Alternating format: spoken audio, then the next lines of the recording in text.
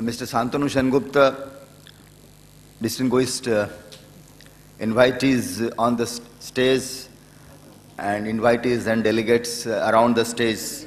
It's a great pleasure to be here once again to talk something about, financial inclusion. And let me start with complimenting Forum for Inclusive Finance and Financial System, Sahaj and KPMG for starting the initiative from my hometown, Bhubaneswar. I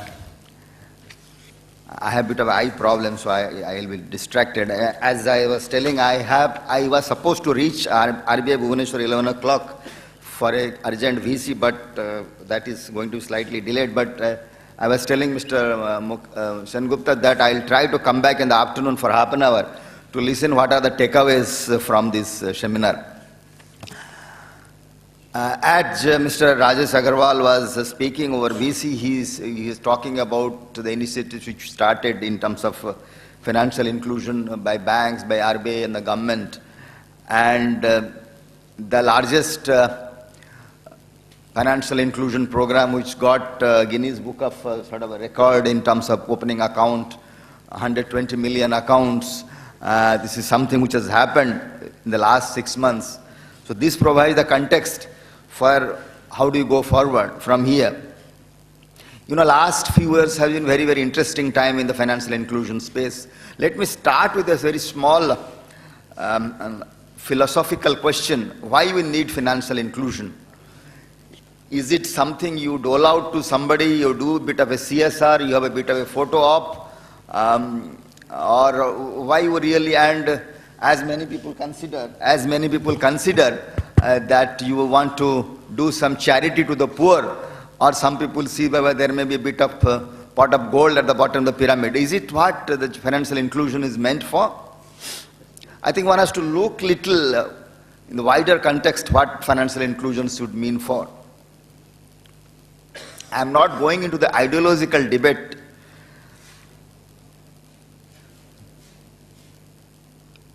There is a book which has come on capitalism, you must have read, which talks about how the inequality has increased and how inequalities in US, for example, created the source of global financial crisis. Thomas Paine is the book he wrote, Capitalism. There was one gentleman who hails from this state. His name was Kisan Patnaik. I think old generation people, he is old school socialist. Most part he's worked in Bihar. Not many people in Orissa, other than Western Orissa people, know Kisan Patnaik. He came out with the concept of outer proletariat. Who is an outer proletariat? The fellow who is not in the mainstream economic activity. If you don't have a vast swath of people in the mainstream economic activity, your growth cannot be sustained, your growth cannot be inclusive, you cannot really have a demand. That is why what is now people are talking, oil prices have come down, consumer demand will increase. So the whole focus of financial inclusion has to be seen in the context of what we should term as economic inclusion. Unless these people get into the financial system and there are financial transactions, demand is generated, saving is generated, investment is generated, the entire virtuous cycle cannot happen. So I think let us keep that context of financial inclusion in mind. It makes sense for the banks also. As you know, during the Asian crisis, there was one single small bank in Indonesia, Bank Rakyat in Indonesia.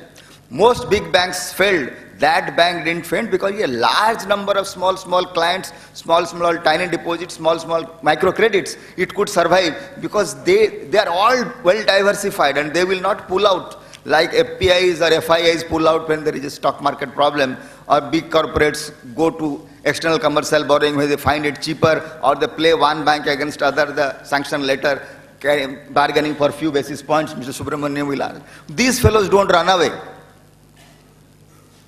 And they don't compare every day what is the rate of interest.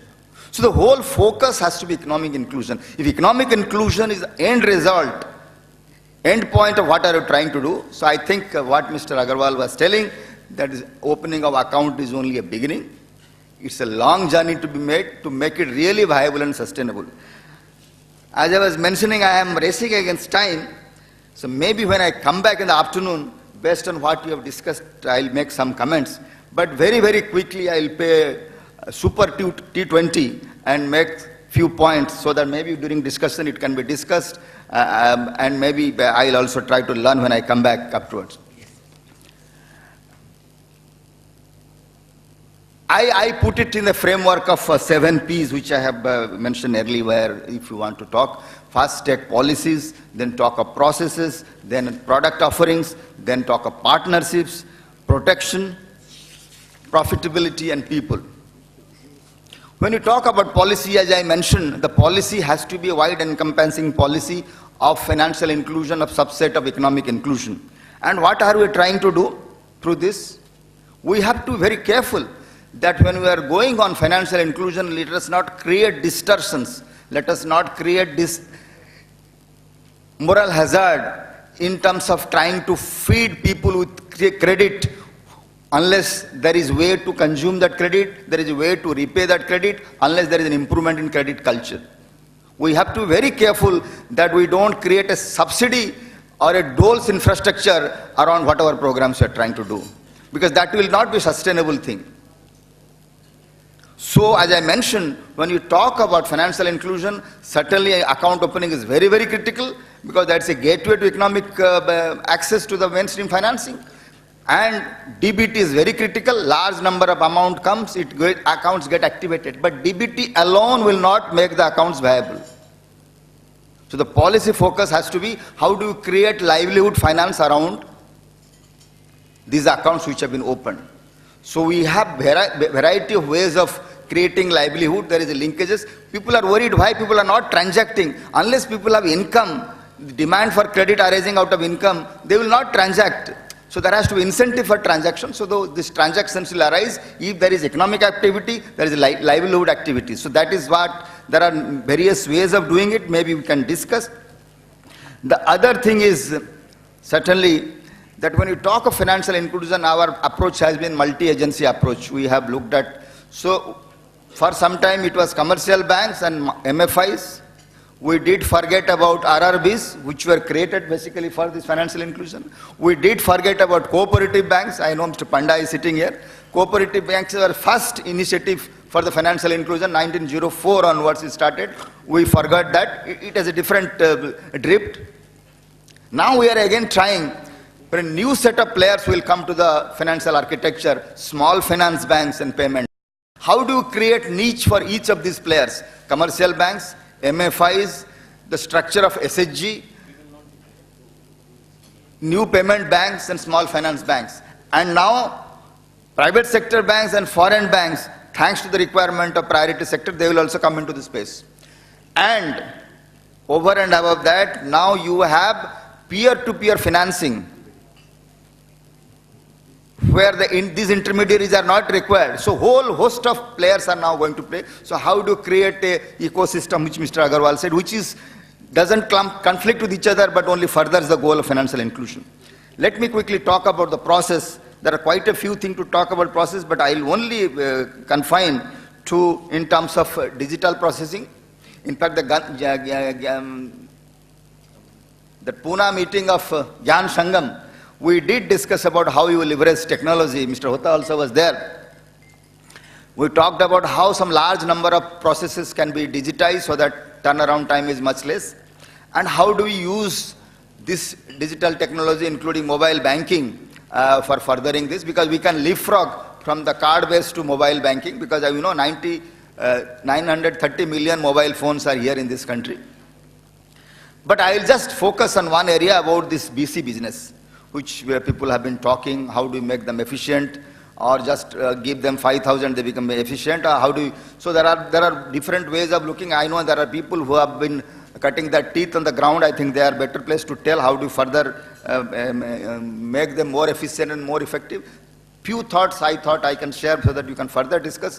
One is whether non-financial inclusion accounts, BCs can be involved. So whatever has not happened to financial inclusion, whether BCs can be involved in your delivery of credit, in recovery, and whole host of third-party products. And whether, because of the viability context, I was just talking to Mr. Subramaniam, whether we can have a concept of white label BC. One BC can cater to multiple banks, provided safeguards are built in, so that for each small little bank or small little area, we don't have a BC, whether we can do that work. And how do we make, then the challenge is how do we make the BC micro ATMs interoperable, just like we have ATMs which are interoperable when switches. So we possibly this one in terms of process. In terms of product offerings, as I was mentioning, the financial inclusion space, we need lot of innovation in terms of product offering. It has to take local variation, it has to take the cash flows of the people in the rural area as well as in the urban area.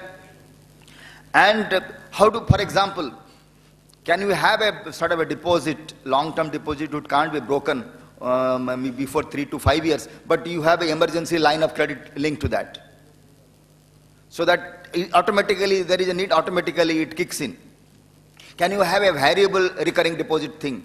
Because you don't say that 100 rupees every month, that is meant for somebody whose cash flow is fixed. Can you have a variable recurring deposit? There are multiple ways, and the whole host of product around these linkages.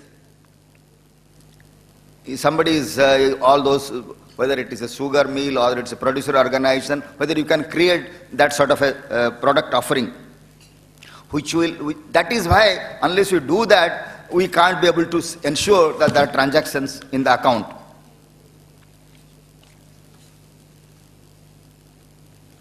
Then let me talk about quickly partnerships. You know, BC is one model of partnership. We have the whole host of telcos, whole host of technology service providers, and the entire structure which is now coming around the skilling of India, National Skill Development Center. We have these root cities. So how do we link them together in the ecosystem which Mr. Agarwal was mentioning, so that we have a real economic activity which will propel financial inclusion in both letter and spirit.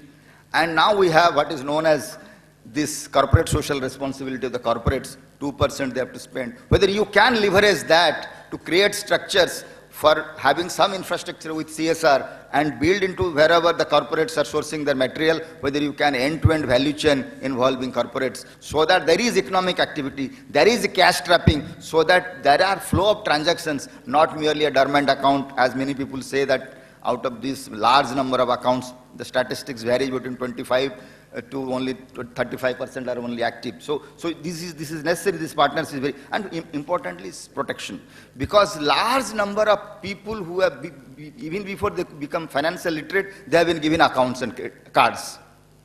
So it is like putting cart before the horse. So the challenge is how to make them financial literate. It's not so happen that he hands over his card and pin to somebody. There are examples. So how do you make them literate, and they should know the rights and their obligations, how you protect them, how you provide them choice, and how do you give an affordable service. So this is something which you have to, then of course the important point of profitability which I was mentioning, that the banks more often than not, exceptions apart, I know there are banks, looked at the whole exercise as some mandate to be fulfilled, box to be ticked. They have not really seen as a business opportunity because they find that the whole model is not viable. So the whole issue is that generate transactions in the account, create value, provide some pricing incentives so that banks are in the business, but at the same time, you have to see that customer is not surcharged. So this profitability, building profitability model, now we have technologies available where efficiency can improve, and the point Mr. Rajesh Agarwal was making, you can also remit 50 rupees every day at very, very minute cost. So this is something we have to focus. And the final point is about the people dimension of this whole financial inclusion. You know, I went to one remote village in Uttar Pradesh for a financial outreach program. And the people there, they told that thank you for coming and making us understand what is financial education and what is financial literacy, and making us aware of this financial inclusion. But kindly also teach the frontline staff of the bank here what are the products available, how do they can do the hand holding. That is why the whole host of frontline staff, BC staff, telco staff, they need to know what is needed to be done. So that people, I mean the NGO sector also, we know there are NGO sector, there are people who have done tremendously good work, but there are NGO sectors who have mushroomed for reasons known to many of you here. So how do you handle this people dimension? I think this 7P framework is something probably one can focus during discussion. These are not the only questions, there are other questions. I'm sorry I am rushing against time, and as I promised, I'll try to come back in the afternoon only to listen what you have discussed and arrived at. Let me once again thank Mr. Sengupta, the whole team of Sahaj, KPMG for putting together this effort, and I'm sure with people who have their ears to the ground, you will come out with some workable and practical suggestions. Thank you very much. Sorry once again I'm not able to stay, particularly my eminent panel.